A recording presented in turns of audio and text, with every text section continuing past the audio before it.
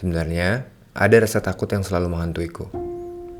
Ketika aku ingin memulai kembali bikin video di YouTube. Takut gak ada yang nonton, takut videonya jelek, takut gak ada manfaatnya buat orang lain. Tapi, semua ketakutan itu aku coba taklukkan.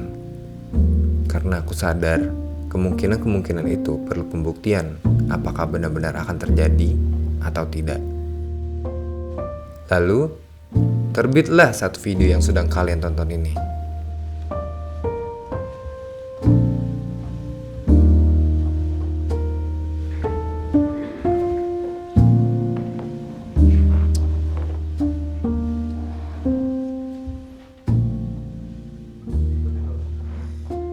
Yang buat kayak 1 tahun tinggal di kantor.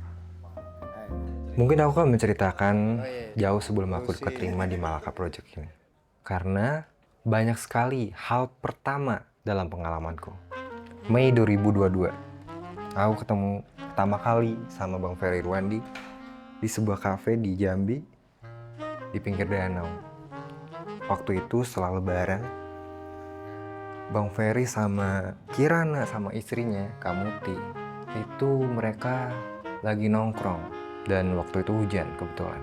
Aku sama temanku neduh di tempat kafe yang sama dengan Bang Ferry. Waktu itu aku mikir, minta foto nggak ya? Ternyata gak lama kemudian Bang Ferry-nya pergi.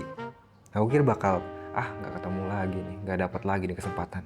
Tapi ternyata dia balik lagi, karena dia buat mindahin mobil doang ternyata. Waktu itu aku masih pakai HP Xiaomi Note 5 aku yang udah pecah-pecah gitu. Terus karena ada temanku, dia punya HP yang oke lah gitu kan, aku minjem HP-nya dulu buat foto sama Bang Ferry. Habis aku foto, selang beberapa jam dia follow back aku. Dan aku merasa, untungnya waktu itu aku udah lumayan sering konten. Coba waktu itu aku belum sering konten, kayak angin lewat gitu aja kan pasti. Aku jadi merasa kayak waktu tuh pas aja gitu. Ketika aku ingin nginjak langkah berikutnya, injakanku itu udah kuat gitu. Banyak orang mungkin mengira aku tuh masuk Malaka Project karena aku keluarganya Bang Ferry, karena aku sama-sama orang Jambi. Sebenarnya aku ini adiknya Bang Ferry. Nggak. Sebenarnya semuanya dimulai dari story-nya Bang Ferry. Waktu itu di story-nya Bang Ferry ada open recruitment Malaka Project, videographer, editor, dan lainnya gitu. Waktu ada story itu, aku coba replay dong. Bang, gimana gambaran ke depannya, visualnya, atau gambaran bakal konten-kontennya gimana lah. Dia langsung jawab, Akil siap pindah ke Jakarta. What? Gitu. Waktu itu aku jawabnya gini, aku sih pengen banget bang, tapi aku masih kuliah, aku masih magang di Bawaslu Kota Jambi. Terus setelah itu, aku nggak dijawabnya lagi. Kayak aku mikir, hilang lagi nih kesempatan gitu. Terus tiba-tiba ada satu akun yang nge-DM aku, ngaku jadi timnya Bang Ferry. Aku awalnya skeptis, karena waktu itu aku pernah ketipu. Karena ada embel-embel kayak ada satu konser yang membutuhkan videographer, dan temanku ngajakin aku dan kita tertipu gitu. Tapi waktu itu aku ingat ada satu cewek di acara Bang Ferry di Jambi di Cafe Latera, dan aku lihat Instagramnya, ini kayak mirip dah cewek yang kemarin gitu. Terus aku ya mulai agak percaya lah gitu. Ternyata bener dia timnya Bang Ferry gitu. Terus chatnya gini, aku meminta pada cewek yang aku lihat pas acara Bang Ferry ini, namanya Kak Feli, minta surat pemindahan magang dari kantor Bawaslu ke Malaka Project.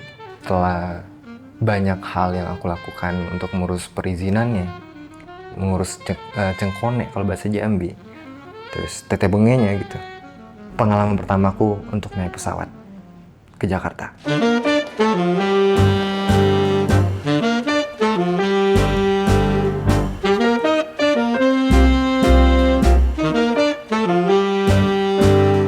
Kamu masih ingat gak gimana perasaan ketika pertama kali sebelum naik pesawat?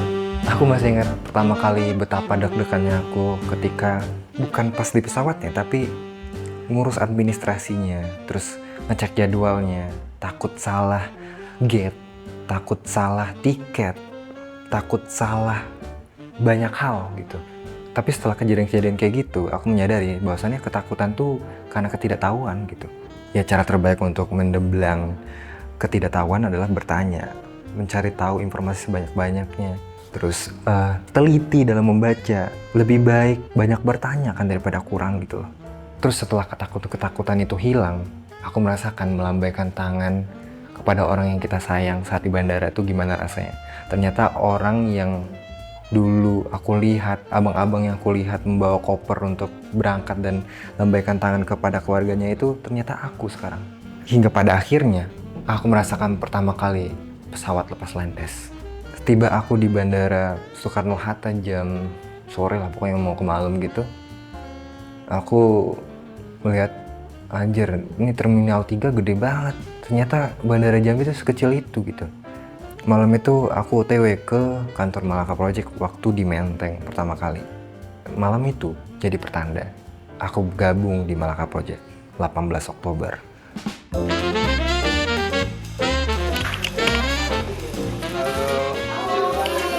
Halo bang. Jauh.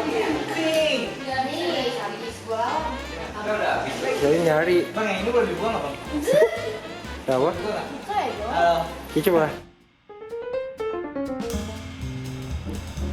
Jauh dari rumah menjadi kata-kata yang sekarang bagiku bisa aku rasakan. Perbedaan teman, perbedaan lingkungan, perbedaan tempat tidur, dan menghadapi realita kehidupan kerja.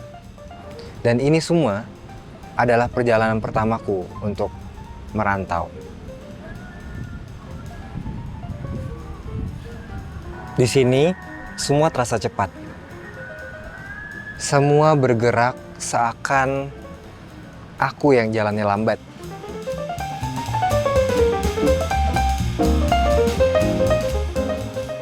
Kenalin, ini Raihan. Dia teman sekamarku sejak hari pertama di kantor Malaka Project. Dari Bandung, tingginya 164. Suka banget sama Messi, scriptwriter di Malaka Project. Kita berdua tuh nggak pernah merasakan yang namanya pulang kerja atau pergi kerja. Ketika pulang ya tinggal naik ke kamar. Kalau kerja turun ke bawah, ke kantor. Kita juga nggak relate tuh sama macet-macetan kalau berangkat ataupun pulang kerja. Sebenarnya hemat juga sih, nggak bayar kos, transportasi aman, ya enak lah pokoknya. Tapi pasang badan kalau ada yang nggak aman di kantor. Ketika kita tinggal di kantor Menteng, otomatis makanan sekitar Menteng tuh ikutan mahal. Karena harga sewa daerah sini gila gitu. Fasilitasnya sih kuakui mewah banget. Kapan lagi mandi beralaskan lantai marmer, bagian kering dan basah kepisah, serta kemewahan-kemewahan yang jika dinilai dengan uang buat sewa, maka aku nggak bisa hidup di Jakarta. Setiap hari kita biar hemat tuh makan di warteg.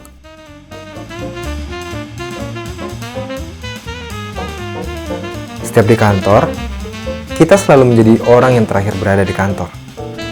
Menunggu teman-teman pulang, lalu menjadi malam yang sunyi lagi. Begitu setiap harinya.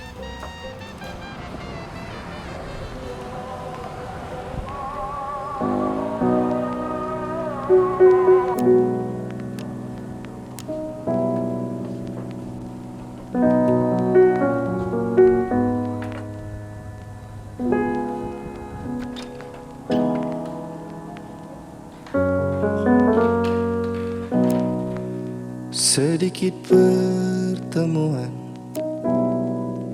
di masa sulitku, berbagi cerita semasa di kota. 21 Juni 2024, Malaka Project pindah kantor. Pindahan kantor tuh kayaknya sama ya rasanya dengan pindah kos. Tapi ya barangnya lebih banyak aja. Dan rasanya seneng banget gitu kalau ada yang ngebantuin. Kantor kali ini, ekspektasi kita bakal lebih gede. Ternyata memang lebih gede, tapi luas bangunannya banyak pembatas-pembatas yang bikin jarak shot tuh lebih sempit. Kayak depth-nya kurang deh gitu. Namun, Kantor kali ini 4 tingkat. Ada kolam renang, sauna, dan mini gym. Sehat gak ada. Aku dan Rehan lagi-lagi termanjakan dengan fasilitas yang tersedia. Tinggal di kantor tuh ternyata banyak enaknya. Apalagi soal hitung-hitungan. Ya bagian gak enaknya ditelan aja. Mungkin beberapa orang bertanya, bukannya nggak boleh tidur di kantor, Kil, dalam peraturan? Ada peraturan yang mengatur itu kah? Jika ada, mungkin itu aturan RT sekitar untuk tamu lapor 1 kali 24 jam. Ataupun kantor yang benar-benar berbentuk kantor, bukan rumah yang dijadikan kantor.